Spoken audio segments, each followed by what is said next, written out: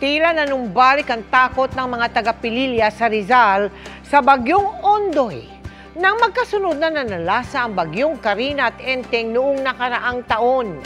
Hindi nakaligtas sa bagsik ng mga bagyo ang ating Kapuso Classrooms. Kaya bilang tulong sa mga mag-aaral, ipinaayos natin ang 7 silid-aralan sa Virgilio Melendres Memorial Elementary School. Sabik nang pumasok ang incoming kinder student na si Gray. Bukod sa magkakaroon daw siya ng mga bagong kaibigan, bago rin ang kanyang magiging silid-aralan. Pinasinayaan na kasi natin ang bagong rehabilitated Kapuso Classrooms sa Virgilio Melendres B. Memorial Elementary School sa Pililya sa Rizal.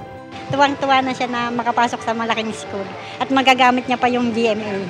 2010 nang unang magpatayo ang GMA Kapuso Foundation ng 7 Kapuso Classrooms sa naturang eskwelahan. Sinalanta kasi ito noon ng bagyong Ondoy. Pero makalipas ng mahigit 1 dekada, muli itong napinsala ng mga nagdaang bagyo. Nasira ang mga pader, pinasok ng baha ang mga silid-aralan at nabalot ng putik ang mga libro. Kaya muli natin itong pinaayos. Mas pinaganda, mas pinatibay pa natin ang mga silid-aralan. Pinuhusan natin yung corridor sa likod at the same time nilagyan natin ng kanal para yung tubig ma-divert siya, hindi papunta sa classroom, papunta na siya palabas dito sa school.